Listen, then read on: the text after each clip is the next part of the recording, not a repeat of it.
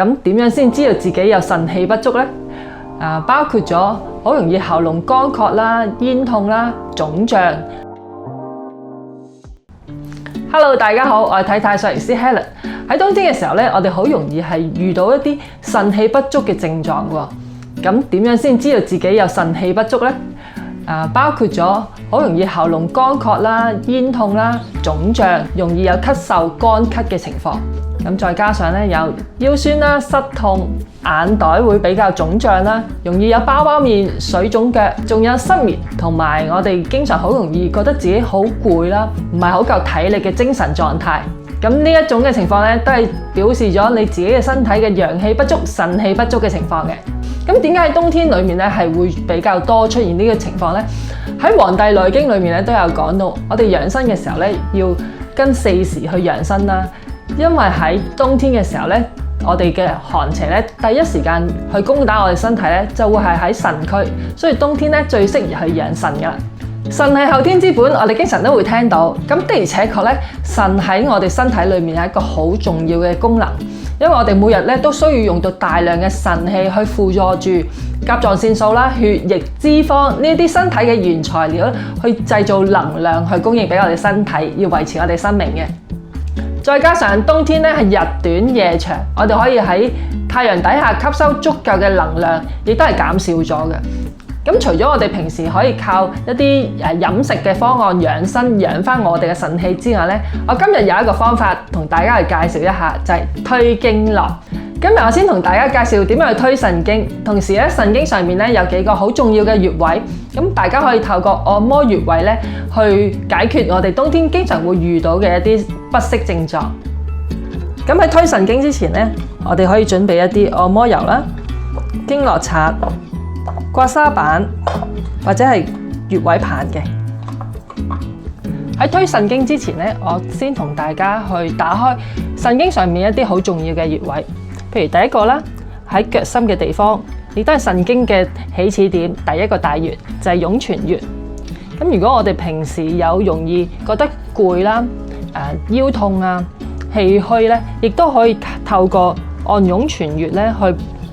改善自己身體嘅問題嘅。咁有一啲人咧會按落去嘅時候就覺得特別痛啦，好難忍耐嘅。咁其實係代表住你身體上面有好多地方咧已經係堵塞咗啦，尤其是腎經嘅地方。你多啲咧去按呢個穴位，每日3至5分鐘去改善呢個問題，令到你由好痛做到微微脹痛咧，就已經係足夠噶啦。咁相反啦，有一啲人按落去咧係冇感覺嘅，咁其實亦都係證明咗你身體上面咧氣虛血虛，因為氣咧落唔到去腳板呢個地方，所以你對於呢個湧泉穴咧係冇感覺嘅。喺每日咧多啲去按呢個穴位咧，亦都可以調節翻你氣虛血虛呢個症狀。咁如果你係真係好痛或者係做唔到按壓呢個嘅步驟咧，咁可以用翻我之前教大家用大魚際嘅手掌位置去擦呢個湧泉穴100下，咁亦都可以做到按壓按摩穴位嘅功效。嚟到第二個穴位咧，就係鹽谷穴。咁鹽谷穴咧，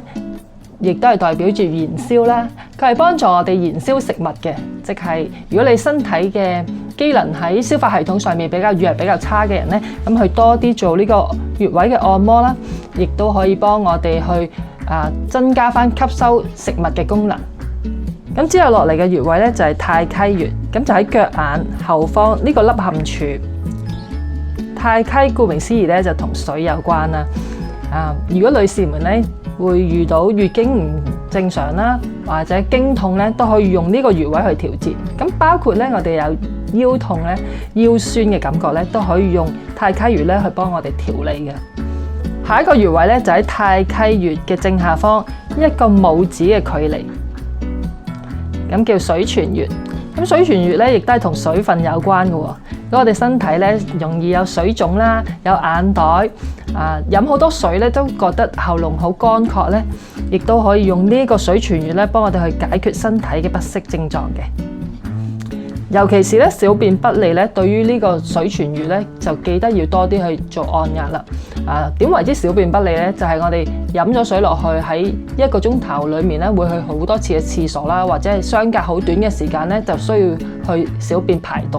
咁即係你身體裡面咧水分嘅調節係出現咗紊亂嘅情況。咁我哋可以透過水泉魚咧，幫我哋改善呢個問題嘅。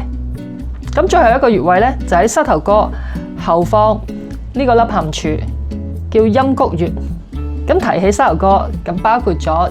腰痛啦、膝頭哥痛，經常會覺得呢兩個地方咧有腰膝酸軟啦、冇力嘅情況咧，咁我哋可以多啲用陰谷穴去改善我哋身體嘅問題。喺介紹完咁多個穴位之後咧，我哋就可以開始去做穴位嘅按摩。咁我哋可以準備一啲小工具啦，或者係指骨嘅地方咧做按壓。咁每日咧可以做3至5分鐘，就可以達到保健或者係改善我哋身體要針對嘅問題㗎啦。今日同大家分享咗推神經同埋穴位按摩嘅方法。如果你想知更多養生嘅方法、按摩嘅技巧，記得 subscribe 我 channel， 訂閱我嘅頻道，仲有記得點讚同埋分享俾你嘅朋友，去支持我拍更多嘅片俾大家睇。我今日分享到呢度，我哋下次再見，拜拜。